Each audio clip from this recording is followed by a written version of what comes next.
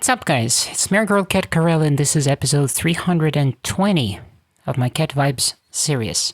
Today, we're back on the Little Niece series, and I'm still using one of my experimental canvases.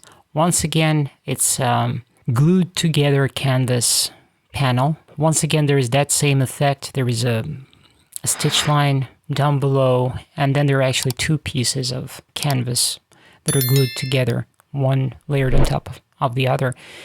Also, another thing is that you can see on the right slice of the canvas, there's like a crease or something like this. I purposefully left it all as is, because I just wanted to experiment. I just wanted to give it a try and play with the texture. And this is one of that, remember I was telling you about that rougher canvas, which I don't use anymore.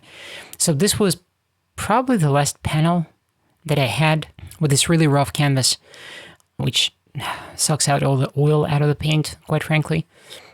So I don't think I'm going back to this one. In whichever case, I gotta say I thoroughly enjoyed this study. One of the things that I really like to do, I don't know if that's right or wrong, or does right or wrong even apply here, is I like to start with the sky. I like to paint the sky and then to outline the entire composition. I kind of know what's going to be where, but it's kind of easier for me to bring in the sky first, which probably might seem a little backwards because I know that some artists start with the actual composition and then they just kind of expand into the sky and fill it in. I'm the opposite in that regard. It's easier for me once I've blocked in the sky. Now it becomes everything else starts to fall in place. Everything else is in context of the sky. And where the light source is, where the sun is, relevant to the landscape.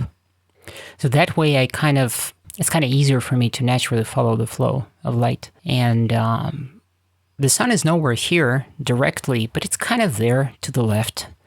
And the sky has to be lit up a certain way.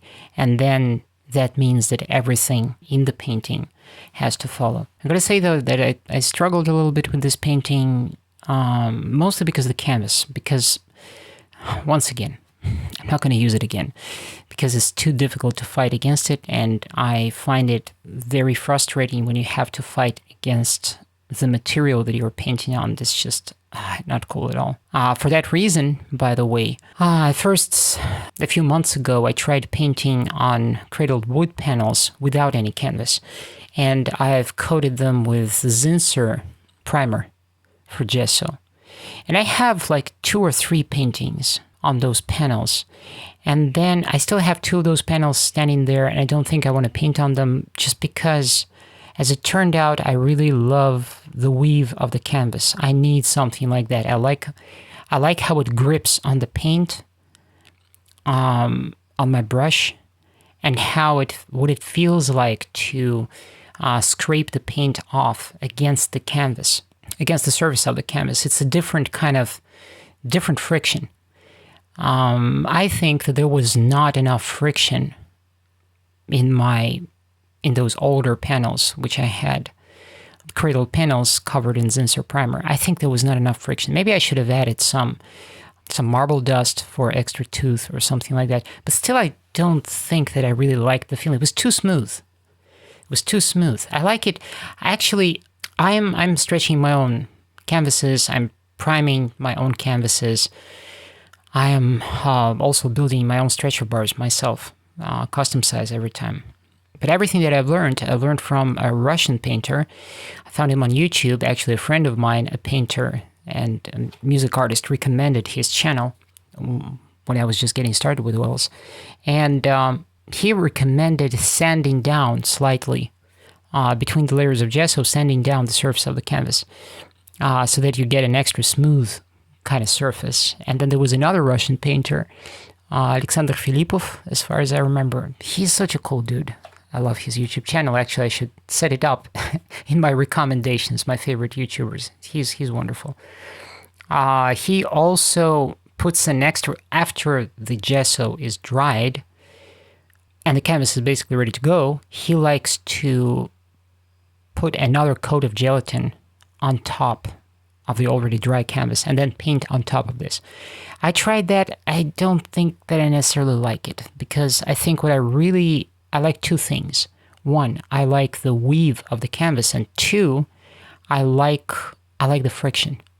I like it when it's kind of abrasive, and I don't care if it's a little harsher, a little more on the abrasive side.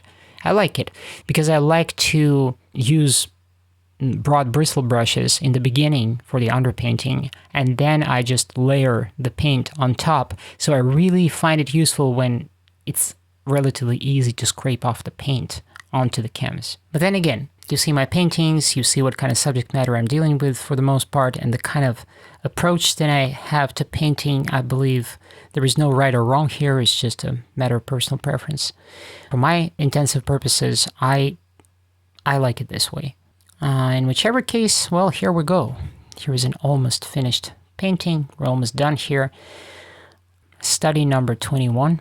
I already have 4 canvases ready to go for the bigger Nis series, so I'll be returning back to this series and painting Nis again. It seems that I can never get enough of painting those kind of landscapes, cityscapes. And here we go.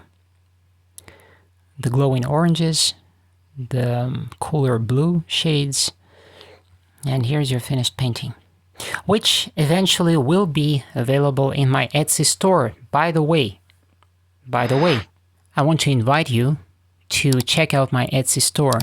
The cards are popping up in my videos nowadays. I am taking the extra step of putting a card there. So if you click on that card, or after you watch the video, go to the link in the description and go follow my store on Etsy. That will help me. If you're not ready to buy something, if you know someone who might be interested, share a link to a painting with them. Eventually, all of these more modern paintings, they're gonna all show up on Etsy, all of them. So, thank you for watching, and you will see me next time. You will hear me next time. Ciao!